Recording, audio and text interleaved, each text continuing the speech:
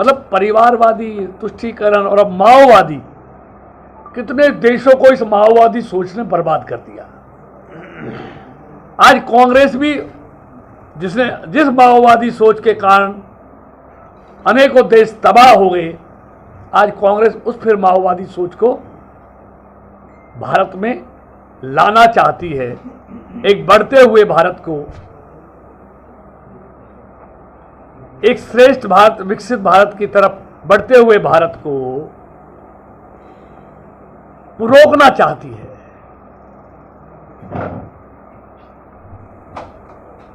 मतलब इतनी घृणित सोच, और समय रहते हमारे प्रधानमंत्री जी ने उनका एजेंडा उनके मैनिफेस्टो से पकड़ लिया तो तिलमिलाई हुई है।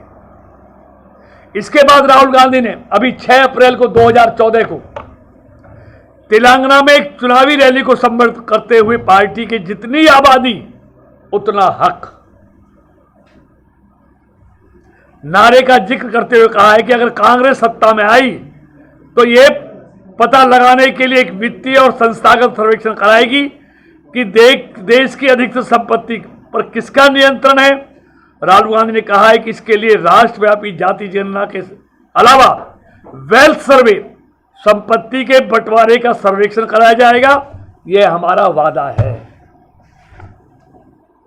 जिन लोगों का देश की तरक्की में बहुत बड़ा योगदान है, जो देश में रोजगार भी देते हैं, देश की इकोनॉमी को बढ़ाने में बहुत बड़ा योगदान है, मतलब उनके खिलाफ आज कैसी साजिश रची जा रही है। आखिर निकालना क्या चाहते हैं? देश फिर उसी 60 के दशक में चला जाए? मतलब ये इस देश में माओवादी सोच को पैदा करना चाहते हैं, भारत की अर्थव्यवस्था को तबाह करना चाहते हैं, और एक सब इनकी एक जो तुष्टीकरण की इनकी जो छुपा हुआ हिडन एजेंडा है, उसके लिए पूरे देश को दांव पर लगाना चाहते हैं। एक गृह युद्ध जैसे हालात देश में पैदा करना चाहते हैं। लोगों की संपत्ति को हड़प कर ये किसमें बांटना चाहते हैं, ये इनका पर्दा हट गया है।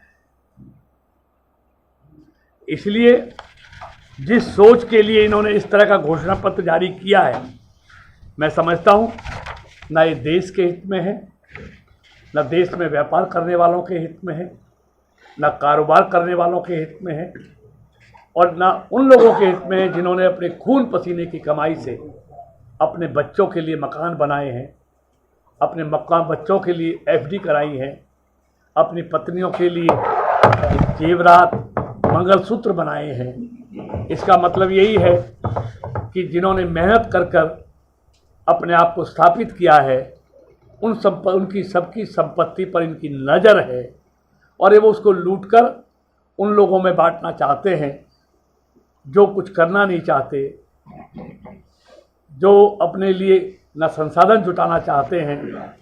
इसलिए मेहनत करने वाली की कमाई को लूटकर ये किसमें बांटना चाहते हैं, ये इनके घोषणा पत्र में जाहिर हो गया है। इसलिए ये देश कभी भी इनकी इस माओवादी सोच को देश में पनपने नहीं देगा, क्योंकि आज देश के लोगों को विकास चाहिए, और मोदी जी ने 2014 में इस देश में विकास का एजेंडा तय कर दिया है।